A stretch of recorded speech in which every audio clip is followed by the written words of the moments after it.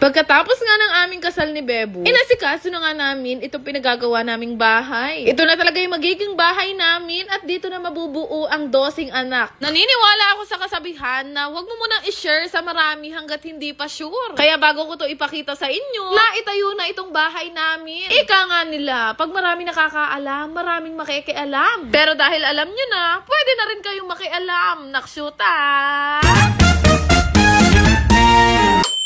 For today's ganap nga, ngayon nga ay ang groundbreaking ng aming bahay. Alam nyo ba, bago pa kami ikasal, ginagawa na itong bahay namin. Pero hindi pa talaga namin yun shinare sa inyo hanggat hindi pa nga sure. Gusto ko kasi kapag ka nag-share ako sa inyo tungkol dito sa bahay namin, meron nang nakatayo. Pagdating namin dito, nandito na rin yung catering services at syempre ang BLN. Sa BLN kami nagpapagawa ng bahay. Sobrang maalaga nila at napakabilis talaga ng proseso. Pwede sa kanila ang bank financing at pag-ibig. Bago kami ikasal ni Bebo, na namin ang pag-i-invest sa mga lupa, sa gold, at higit sa lahat sa negosyo. After nun, nagpakasal na nga kaming dalawa at sinunod namin ang aming bahay. Nakakatuwa lang na nandito lahat ng mga staff ng BLN. Mula sa mga architects, sa mga foreman, engineers, mga staff, marketing. Kumpleto kami ngayong araw, pati ang mga pamilya namin ni Bebo. Pero pwede bang mawala ang napakaganda naming ninang na si Ma'am Nieva? Siya ang owner ng BLN, guys, na sobrang bait talaga kausap. Sobrang dami na naming mga contractor na nakausap at si Ma'am Nieva lang talaga yung pinakamabait at pinakanasunod yung gusto namin. Maya-maya din, dumating na nga si Father at nag-start na nga ang pagbe-bless. Dahil Katoliko kami, kasama ito sa program namin ang mai-bless muna ang seremonya bago kami mag-start. Pinasimulan na namin to bago pa man magtag-ulan para mahabol talaga na bago magpasko ay dito na kami tumira. Sobrang mahal na mga materyales ngayon. Napakahirap na talaga magpatayo ng bahay. Sa kanila kami nang hingi ng tulong, ng advice at kung paano yung step by step. Last year pa nga, 2025, naghahanap na talaga kami ng subdivision kung saan kami magpapatayo ng bahay. Ilang beses na din kami nagpunta sa iba't ibang mga kontraktor. Dahil nung araw nga na to ay malapit na ang kasal namin. Nabigla lang din talaga kami sa araw ng groundbreaking. Pero wini-wish talaga namin ni Bebo na bago kami maikasal, masimulan na nga itong bahay namin. Nag-start na nga yung program at sinimulan din namin to sa pagpapasalamat sa lahat na nagpunta, sa lahat ng tumulong, especially sa BLN. Itong pinagagawa naming bahay na to, guys, hindi namin to kinash. Pero yung lupa, yan talaga ay binili namin dalawa ni Bebo. Dahil wala naman din kaming hinuulugan, ipinasok namin to sa Pag-ibig. Yes, tama kayo ng rinig. Iniloan po namin to sa Pag-ibig. Sa tulong din ng BLN, maaga din kami o mabilis din kaming na-approve. Simula nung pinasok namin ang pagnanegosyo, natuto kaming magpaikot ng pera, kaya hindi po pwedeng lahat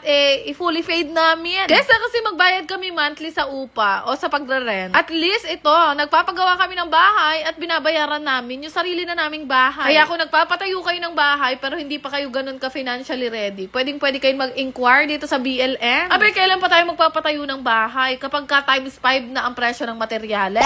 Kaya naman kahit medyo may kamahalan ng materyales ngayon, pinush na namin dalawa ni Bebo. Syempre, meron naman din naman kaming savings, pero ang sabi ko sa kanya, huwag nating sagarin at pwede naman tayong maghulugan muna. Kainaman lang, kapag ka nagkakaroon naman kami ng extra budget, pwede namin unti-untiin na i-fully paid to. Inam lang na makahanap kayo ng mapagkakatiwala ang mga kontraktor. Sobrang dami ko nakilala ng mga na-scam ng mga kontraktor, kaya mag-iingat kayo. Lalo na, hindi basta-basta yung ilalabas nating pera. Pagkatapos ng groundbreaking ceremony, dahil nga meron kami mga bisita at meron din naman kaming catering na kinuha, nagsabay-sabay na nga kaming kumain at maya-maya rin, dumating na nga itong host namin. Nakakatawa kasi meron pa talaga silang palaro. Gigiling ka lang ng gigiling at magkakaroon ka na ng tumataginting na 1,000.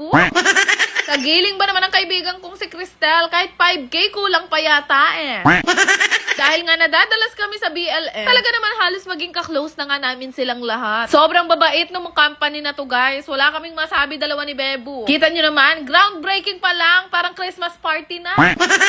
Buti na lang talaga, sa kanila kami lumapit nung decided na talaga kami na magpagawa ng bahay ni Bebo. Alam nyo ba, sabi sa amin, after 3 days ng groundbreaking, magi-start na agad sila magbungkal. Ganon sila kabilis kumilos. Kung 6 months ang nasa kontrata namin, within 6 months, matatapos talaga nila yan. Meron na din kasi kung mga naging kaibigan na sa kanila nagpagawa at nakita ko talaga yung gawa or yung quality ng gawa nila. Alam mo yon, yung hindi tinipid. At kung ano yung nakasulat sa kontrata at plano, yun talaga ang susundin at makikita nyo. Sobrang thankful namin na nakilala kilala din namin talaga sila. Sa dinami-dami ng mga kakilala namin nahirapang maghanap ng kontraktor. Yung ibang mga kaibigan namin na scam ng mga 20 million, 15 million, at 10 milyon. Sobrang hirap magtiwala, no? Kapag kaganyang kalaking pera na ang pakakawalan. Eh ako naghahanap din kayo ng magaling na kontraktor. Highly suggested ko na mag-inquire din kayo dito sa BLN. Sa susunod, makikita nyo, meron nang nakatayo dito. Nakshoot